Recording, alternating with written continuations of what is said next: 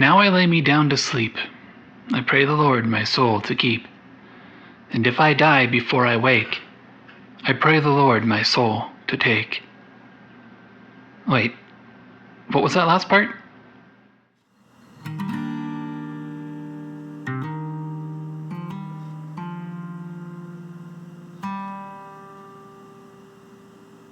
I was a neurotic kid. I had difficulty understanding what was real and what was fantasy. I lived primarily in my head with Batman and the X-Men, always on some adventure to drown out the sounds of adults fighting around me. Growing up this way with these tendencies made me particularly vulnerable to baseless anxiety and the influence of religion. The former manifested itself as health anxiety, hypochondria, which has chased me now into my 30s, an age where the body begins to malfunction, and my previously baseless fears now occupy a liminal space where fantasy and reality clash. The latter manifested itself as an atheism I chased for shelter, somewhere to hide from the apparent spiritual certainties of the outside world. Batman wasn't real, but God was, and he's apparently mad at me. Specifically, this shelter was rocked by a spiritual experience that took me back to my childhood, that place of uncertainty, fantasy, and fear. The place where reality and unreality meet.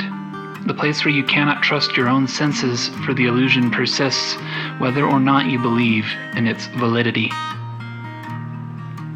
This is the helplessness of dreams, the surrender to sleep, la petite mort, the little death of unconsciousness.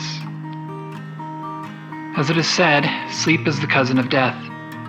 When we are young, sleep becomes our first meeting with the concept of finality. The day is at an end, and you, inevitably, and despite your protest, must succumb to an end as well. Your eyes grow heavy. Your brain, oxygen-starved, orders a series of yawns, increasing in their magnitude. Your body, once full of energy, climbing furniture if not the walls, now lies weak, satisfied to lazily watch the television as the mind loses focus. We perform certain rites as ordered by our elders, the brushing of the teeth, the donning of the pajamas. If we are clever, we may be carried and sealed into our beds like ancient kings. The last sparks of consciousness lash out at our caretakers and demand a tale be told, one to guide us into the hereafter. Perhaps a ceremonial glass of water to sustain us on our rest, and in certain households, a poem or song must be recited.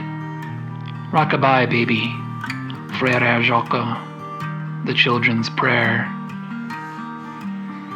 And so, we learn to die. We learn what it means to the human soul to release, to surrender, to kill the day itself by ending our perception of it, to embrace the hereafter with open arms and a single tear of sleep turned to dust in our slumber. The shadow of the Sandman looms long like the specter of death and looks over us like its sacred charge. We learn rebirth through this practice. At least, this is the goal. Parents learn to allow their children to self-soothe when we are disturbed by the night. In a child's delirium, shadows turn to faces and the night turns hostile. We may not find the arrangement amicable. Maybe we just wanted a few more hours of play, a little more time in the television's glow. We rage against the dying of the light. We cry and call for comfort. We demand the day not yet end. The fear is unbearable, the shadows disquieting, our dreams unknowable and strange. But no one comes, and they must not once the rites have been performed. Else this fear grows, this behavior and belief be nurtured into an insurmountable fear of death to haunt us at life's twilight. Because one way or another, sleep will come, the day will end, and the unknown must become familiar. A hypnagogic jerk is defined as a sudden involuntary muscle spasm, or twitch, which occurs as one is falling asleep, a subconscious act of defiance, perhaps left over from childhood, one last pitiful strike against the laws of nature and the threat of darkness. It can feel like falling or an electric shock, or it can feel like fear, pure fear, startled awake, yanked from the dear embrace of sweet nothing. Our hearts explode into a frenzy, bodies break out in sweat, and delirious eyes search the shadows of the room for faces and the hostility of a day at its end. And so I weep. In my anxieties, my baseless fear, for all my knowledge, astral travels, and angelic encounters, I am burdened still by the fear of nightfall. My body betrays me and does not let me rest. I am jerked awake by phantoms alone, again and again and again. Do not go gentle into that good night. Old age should burn and rave at close of day. Rage, rage against the dying of the light. Though wise men at their end know dark is right, because their words had forked no lightning, they do not go gentle into that good night. Good men, the last wave by, crying how bright their frail deeds might have danced in a green bay. Rage, rage against the dying of the light.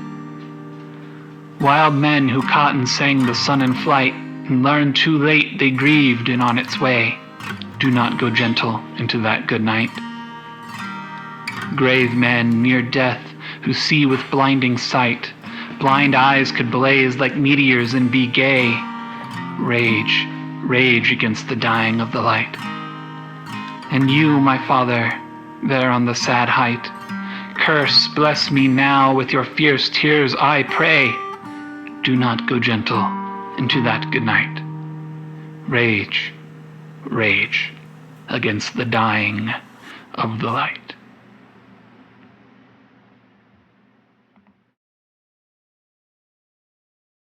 Hey, thank you for watching that. I appreciate you spending your time with me. Please give it a like if you liked it, a dislike if you didn't like it, and if you are not yet subscribed, please consider doing so. I really appreciate it, and I'm going to keep making content like this. So if you're into it, stick around. If you hit the bell, I mean, you know what that does, but just putting it out there.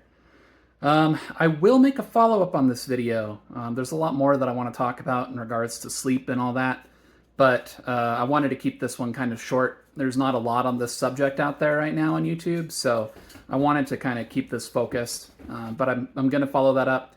If you have any thoughts on the matter, if you want to share any of your anxieties or thoughts about sleep and all that, please feel free to do so. I love reading through comments, and I try to respond to every single one. I want to say thank you to all my patrons. You guys are amazing. If you're interested, patreon.com/AmericanDragon is the place to check out. I post artwork there, I post music there, and there is a tier to receive postcards in the mail, which I always handwrite little notes of appreciation on, and there's always links to something interesting, some piece of music or piece of art that I made recently. So thank you very much for sticking around to the end. Hope you have a great day. I appreciate you. See you later.